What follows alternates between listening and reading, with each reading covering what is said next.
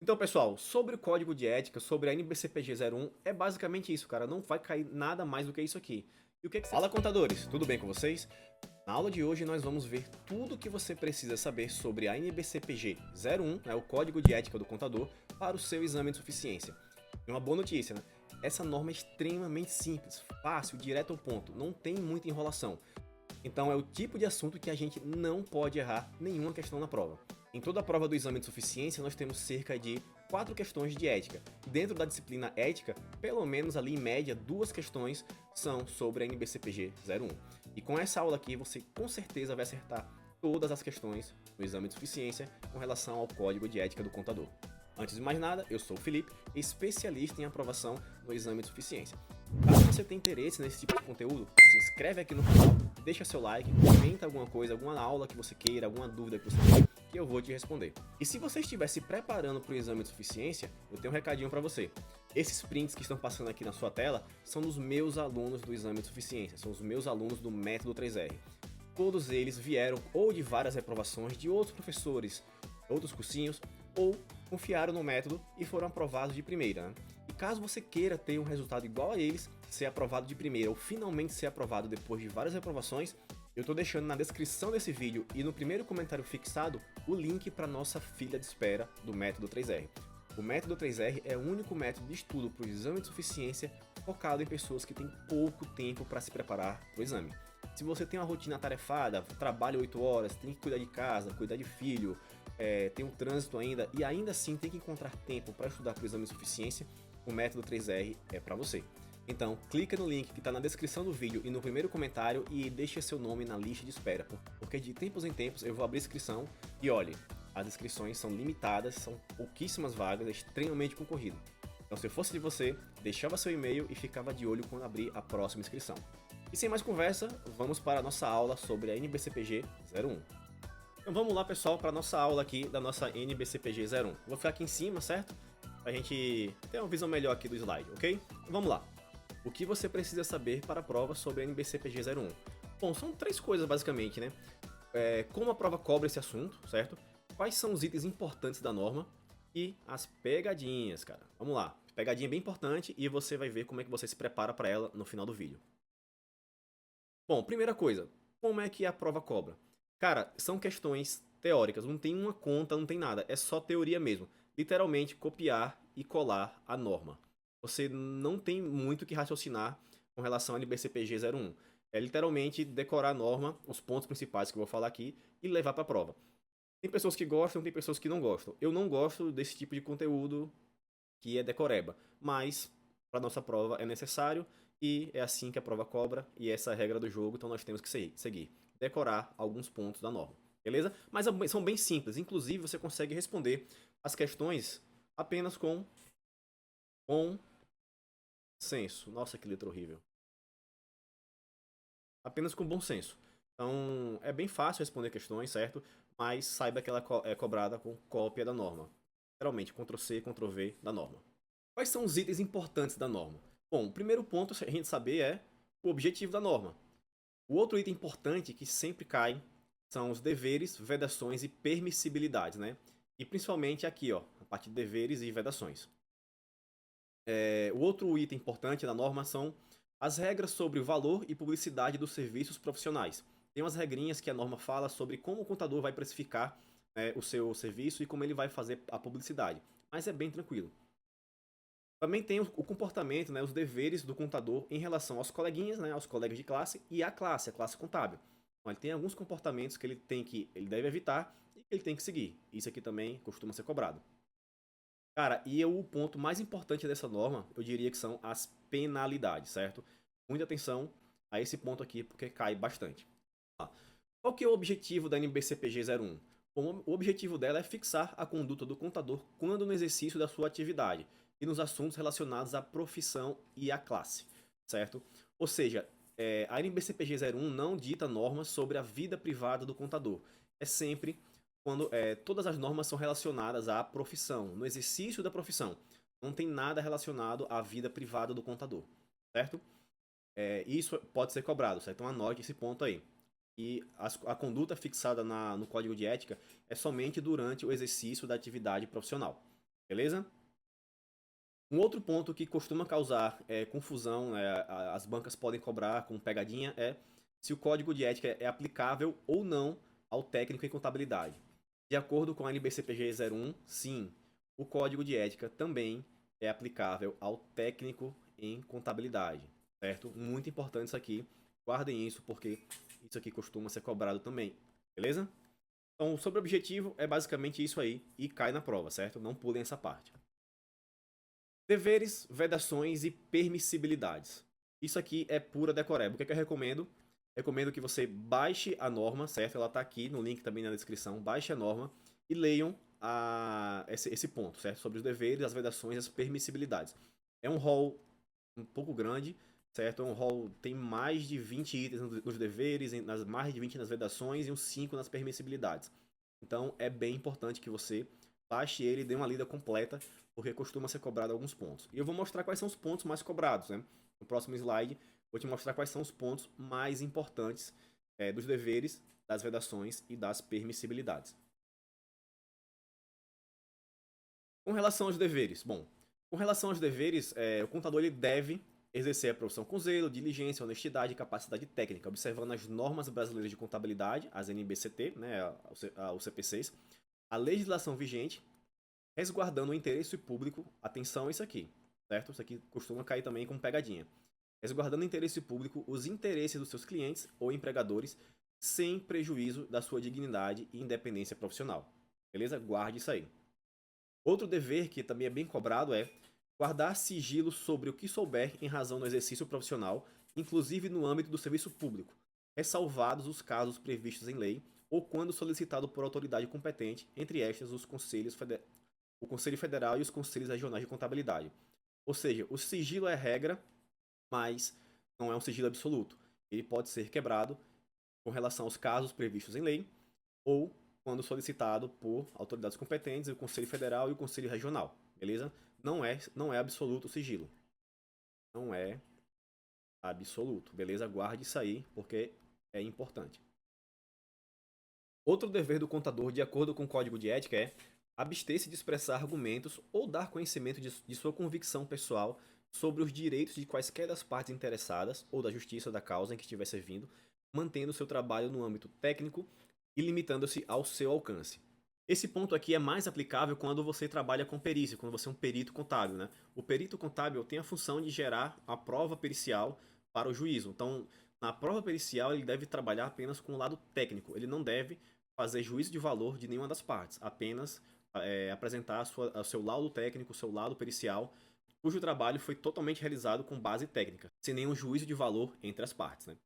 O outro dever é comunicar desde logo ao cliente ou empregador em documento reservado. Atenção, isso aqui pode ser colocado em qualquer documento, não. Tem que ser um documento reservado, né, um documento sigiloso. Eventual circunstância adversa que possa gerar riscos e ameaças ou influir na decisão daqueles que são usuários dos relatórios e serviços contábeis como um todo. Um outro dever que também é bastante cobrado é o de renunciar às funções que exerce logo que se positive falta de confiança por parte do cliente ou empregador e vice-versa, a quem deve notificar por escrito, respeitando os prazos estabelecidos em contrato. O contador não confia no cliente, no trabalho que ele faz, ele acha que é um trabalho ilícito, ele deve notificar essa falta de confiança e renunciar à função. E o cliente também, ele pode comunicar a falta de confiança no contador por falta de perícia, por falta de conhecimento e renunciar, e o contador deve renunciar à sua função por conta disso. Outro dever é manifestar imediatamente, em qualquer tempo, a existência de impedimento para o exercício da profissão. Cumprir os programas de educação profissional continuada de acordo com o estabelecido pelo Conselho Federal de Contabilidade. Felipe, todo contador deve seguir o PEPC, né, o Programa de Educação Profissional Continuada? Não, não são todos os contadores. Caso você queira algo mais aprofundado sobre essa norma, que é a NBCPG 12, que também cai no exame de suficiência, é só clicar aqui em cima, ó. Tem aqui um cardzinho com a nossa aula sobre a NBCPG 12, que é bem importante, beleza? Então, o contador deve cumprir com o programa de educação continuada. Vedações. O que é uma vedação? Vedação é algo que é estritamente proibido. O cara não pode fazer de forma alguma. Bom, o que o contador não pode fazer? Assumir direta ou indiretamente serviços de qualquer natureza com prejuízo moral ou desprestígio para a classe, auferir qualquer provento em função do exercício profissional que não decorra exclusivamente de sua prática lícita, assinar documentos ou peças contábeis elaborados por outra pessoa, alheio à sua orientação, supervisão ou revisão. Ou seja, vou assinar aqui um trabalho que alguém fez, sendo que eu não supervisionei, não orientei, não fiz nada. Não pode fazer isso. Exercer a profissão quando impedido, inclusive quando for procurador do seu cliente, mesmo que com poderes específicos dentro das prerrogativas profissionais. Concorrer no exercício da profissão para a realização de ato contrário à legislação ou destinado a fraudá-la, quando da sua execução dos serviços para os quais foi expressamente contratado. Ou seja, você não pode ajudar, você não pode facilitar algum ato ilícito enquanto contador. Outra vedação, reter abusivamente livros, papéis ou documentos, inclusive arquivos eletrônicos comprovadamente confiados à sua guarda, inclusive com finalidade de forçar o contratante a cumprir suas obrigações contratuais como profissional de contabilidade ou pelo não atendimento de notificação do contratante. Ah, o seu cliente não te pagou, você não pode sair retendo as coisas, os documentos dele, as coisas deles, entendeu? Tem outras formas de fazer cobrança, então você não pode fazer essa retenção. Orientar o cliente ou empregador contra as normas brasileiras de contabilidade. Ou seja, você não pode dar uma consultoria ali de como burlar uma NBCT, por exemplo. Não pode fazer isso. Exercer atividade ou ligar o seu nome a empreendimento com finalidades ilícitas. Também não pode. Ah, você é o contador do jogo do bicho. Não, não pode. Revelar negociação confidenciada pelo cliente ou empregador para acordo ou transação que comprovadamente tenha tido conhecimento, ressalvados os casos previstos em lei ou quando solicitado por autoridades competentes, entre estas os conselhos federal e regionais de contabilidade. Por exemplo, você trabalha em uma empresa e está comprando uma outra empresa. Você vai ter acesso a informações privilegiadas ali. Então você não pode sair revelando esses detalhes, né? Você não pode, tem que ficar caladinho. E, mais uma vez, o sigilo não é absoluto, né? Tem a ressalva aqui dos casos previstos em lei ou quando solicitado por autoridade competente, entre estas o Conselho Federal e os Conselhos Regionais de Contabilidade. As permissibilidades. Bom, o que, que o contador pode fazer, né? Já assim, viu tanta coisa que é vedado, mas o que, que ele pode fazer? Bom, ele pode publicar trabalho científico, ele pode publicar trabalho científico-técnico assinado e sob sua responsabilidade, transferir o contrato de serviços a seu cargo a outro profissional com anuência do cliente, sempre por escrito, certo? Nada de boca, sempre por escrito. Então ele pode fazer a transferência sim, desde que seja por escrito. Transferir parcialmente a execução do serviço a seu cargo a outro profissional, mantendo sempre a sua responsabilidade técnica. Isso aqui cai, viu? Atenção a esse item aqui, ele cai. Indicar em qualquer modalidade ou veículo de comunicação títulos, especializações, serviços oferecidos, trabalhos realizados e a relação de clientes quando autorizado por estes. Ou seja, ele pode fazer a sua propaganda comunicando seus títulos, suas especializações, serviços que presta. Inclusive pode publicar o nome do cliente, né, desde que o cliente autorize. Um outro ponto que é bem importante da NBCPG 01 são as regras para o cobrança de valor, do valor dos seus honorários e a publicidade dos serviços profissionais, né? A regra ela é bem clara, né? O contador deve estabelecer por escrito, certo? Não existe contrato de boca, é por escrito, o valor dos serviços em suas propostas de prestação de serviços profissionais, considerando os seguintes elementos, né? A relevância, o vulto, a complexidade, os custos e a dificuldade do serviço a executar, o tempo que será consumido para a realização do trabalho, a possibilidade de ficar impedido para a realização de outros serviços, o resultado lícito favorável que, para o contratante, advirá com o serviço prestado, ou seja, qual que vai ser o objeto final, né? O que, que o contratante vai obter com aquele serviço contábil? Ele tem que ser lícito, certo? A peculiaridade de tratar-se de cliente eventual, habitual ou permanente. Isso também tem que estar no contrato, tem que estar na sua proposta. E o local que o serviço será prestado, né? Aceita a proposta, o contrato deve ser celebrado por escrito. Atenção a isso aqui. Não existe contrato tácito, não existe contrato de boca, beleza? Atenção a isso aqui. Sobre a publicidade, a NBCPG 01 ele é bem clara. A publicidade dos serviços contábeis deve ter caráter meramente informativo. Deve ser moderada e discreta, certo? Então, vejam se vocês veem isso atualmente e vejam se segue o que o código de ética fala, né? Então, mas vamos lá. Então, de acordo com o código de ética, a publicidade deve ter apenas caráter informativo e moderada e discreta. Há também algumas vedações sobre a publicidade, né? É vedado efetuar ações publicitárias ou manifestações que denigram a reputação da ciência contábil, da profissão ou dos colegas, entre as quais fazer afirmações desproporcionais sobre o serviço que oferece. Ah, eu sou o melhor contador do mundo. Não existe isso, né? Sobre sua capacitação ou sobre a sua experiência que possui. Ah, se você tem um ano de experiência, você vai colocar que tem 10 anos? Não, você não pode fazer isso, né? Fazer comparações depreciativas entre seu trabalho e o de outros. Também não pode. Desenvolver ações comerciais que iludam a boa-fé de terceiros, né? Deveres em relação aos colegas e à classe, né? O código de ética também traz alguns comportamentos que o contador deve ter com seus colegas e com relação à classe contábil, né? A conduta do contador com relação aos colegas deve ser pautada nos princípios de consideração, respeito, apreço, solidariedade e harmonia da classe. O contador deve, em relação aos colegas, observar as seguintes normas de conduta. Abster-se de fazer referências prejudiciais ou de qualquer modo desabonadoras, não pode falar mal do coleguinha. Abster-se da aceitação de encargo profissional em substituição a colega que dele tenha desistido para preservar a dignidade ou os interesses da profissão ou da classe, desde que permaneçam as mesmas condições que ditaram o referido procedimento. Ou seja, um trabalho lá era ilegal, tirava a dignidade do contador e o contador desistiu. Se você aceitar esse serviço, né, que o contador anterior desistiu, e sendo que esse serviço continua a mesma coisa, você não pode fazer isso, certo? Para você aceitar esse serviço, as condições devem ter sido melhoradas, né? Devem ter sido mudadas. Então você não pode continuar um serviço que alguém desistiu, se for indigno, se for ilícito, enfim.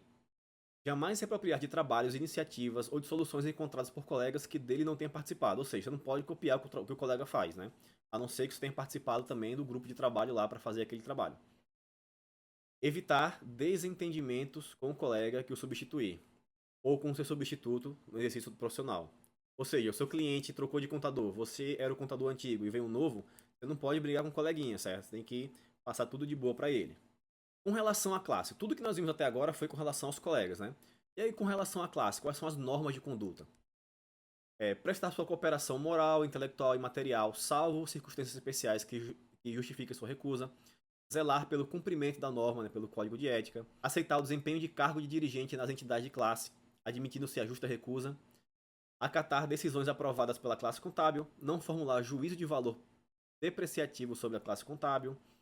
Informar aos órgãos competentes sobre irregularidades comprovadamente ocorridas na administração de entidade de classe contábil. Jamais utilizar de posição ocupada em entidades de classe contábil para benefício próprio ou para proveito pessoal. De tudo que nós vimos aqui, é bem direto, bem tranquilo, certo? Mas a parte das penalidades costuma ter algumas pegadinhas, beleza? O primeiro ponto pra gente ver aqui sobre as penalidades é quais são as penalidades, né? A transgressão de preceito dessa norma constitui infração ética, sancionada segundo a gravidade, importante isso aqui, certo? Com a aplicação de uma das seguintes penalidades: advertência reservada, censura pública.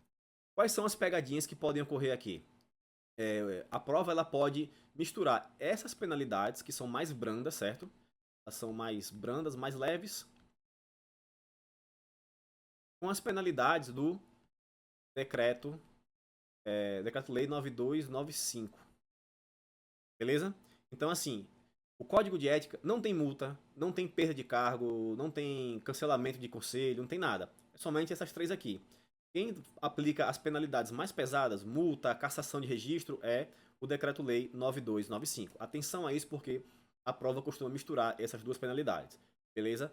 No Código de Ética são penalidades mais brandas, no Decreto-Lei são penalidades mais pesadas. Beleza? Pesadas. As penalidades, elas têm atenuantes e agravantes, né? Como toda penalidade.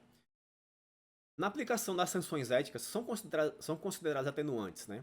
Ação desenvolvida em defesa da prerrogativa profissional, ausência de punição ética anterior, o cara é réu primário, prestação de serviços relevantes à contabilidade, aplicação de salvaguardas. Na aplicação das sanções éticas, são agravantes ação ou omissão que macule publicamente a imagem do contador, punição ética anterior, ou seja, o cara já não tem réu primário, transitado em julgado, e a gravidade da infração. Então, pessoal, sobre o código de ética, sobre a NBCPG 01, é basicamente isso, cara. Não vai cair nada mais do que isso aqui.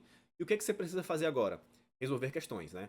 Você só aprende algo quando você resolve questões. Então, resolvam questões.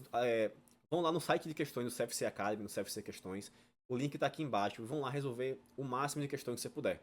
Certo? Por dia você pode responder 7 questões de forma gratuita. Então, recomendo que vocês vão lá. Certo? Porque é dessa forma que você vai fixar o conteúdo que você viu aqui. Você vai aprender e vai acertar as questões na prova. Não existe outro método melhor do que esse. Viu a aula? Responde questões. Viu a aula? Responde questões. Então, no mais é isso, pessoal, e até a aprovação.